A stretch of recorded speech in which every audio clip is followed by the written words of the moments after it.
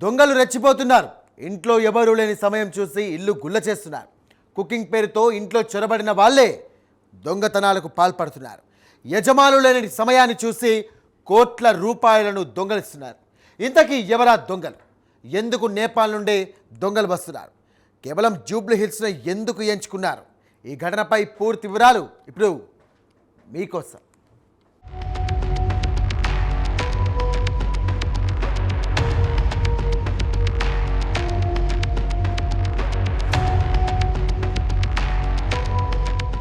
నేపాల్కు భారతదేశంతో చాలా సంబంధాలే ఉన్నాయి. రెండు దేశాల ప్రజలు ఒకటిగా జీవిస్తారు.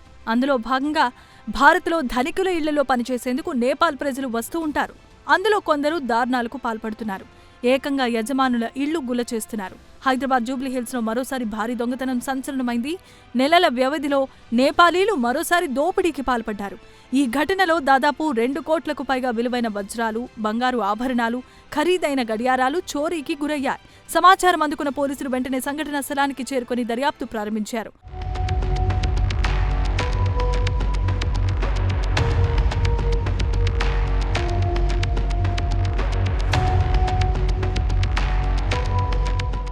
ఒకప్పుడు నేపాల్ నుంచి గూర్ఖాలు వచ్చేవారు. రాత్రిళ్లు కాపలా కాసి దొంగతనాలు జరగకుండా చూసేవాళ్లు. ఇప్పుడు సీన్ మొత్తం రివర్స్ అయిపోయింది. నేపాల్కు చెందిన కొంతమంది వ్యక్తులే ఈ దారుణాలకు పాల్పడుతున్నారు. ఇంట్లో పనిచేస్తామని నమ్మించి యజమానులు లేని సమయంలో దోచేస్తున్నారు. తాజాగా జూబ్లీ హిల్స్ రోడ్ నెంబర్ 25లో పింగళి అనిరుద్ధ్ రెడ్డి, దీపికారెడ్డి కుటుంబం నివసిస్తోంది. వారింట్లో దాదాపు 10 ఏళ్లుగా నేపాల్కు చెందిన హరత్ సింగ్, రీమా అనే దంపతులు పనిచేశారు. వాళ్లు తిరిగి నేపాల్కు వెళ్లిపోవాలని అనుకున్నారు. అప్పుడే మహిషాషి, అప్సరా అనే మరో నేపాలీ జంటను పనిలో పెట్టారు. ఇక్కడే అసలు సమస్య వచ్చిపడింది.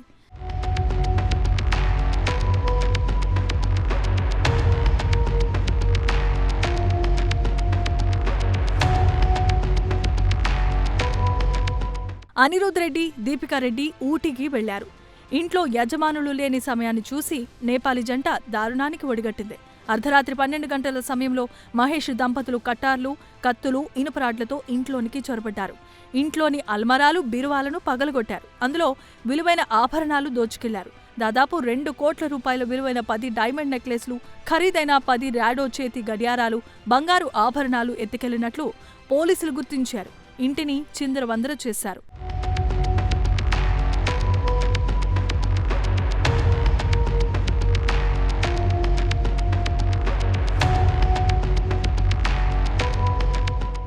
యజమానులు ఇంటితో పాటు పరిమనుషులను నివసించే ఇంట్లో కూడా చోరీకి ప్రయత్నించారు. ఇంటిలో వస్తువులను కూడా చిందరవందర చేశారు. ఉదయం పరిస్థితిని గమనించి పని మనుషులు షాక్కి గురయ్యారు. దొంగతనం జరిగిందని గుర్తించారు. పోలీసులకు సమాచారం అందించారు. ఇక సమాచారం అందుకున్న పోలీసులు, టాస్క్ ఫోర్స్ బృందాలు సంఘటనా స్థలానికి చేరుకుని పరిశీలించగా ఇంటి ఆవరణలో చోరీకి ఉపయోగించిన కట్టార్లు, కత్తులు, ఇనుపరాడ్లను పోలీసులు స్వాధీనం చేసుకున్నారు.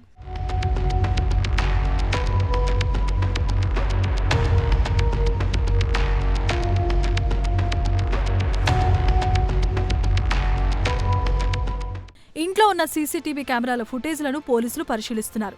అనిరుద్ధ్ రెడ్డి తండ్రి ఇచ్చిన ఫిర్యాదు మేరకు పోలీసులు కేసు నమోదు చేసి దర్యాప్తు చేస్తున్నారు. సీసీటీవీ ఆధారంగా నిందితులను గుర్తించేందుకు ప్రత్యేకమైన బృందాలు పనిచేస్తున్నాయి. నిందితుల కోసం గాలింపు చేపట్టారు.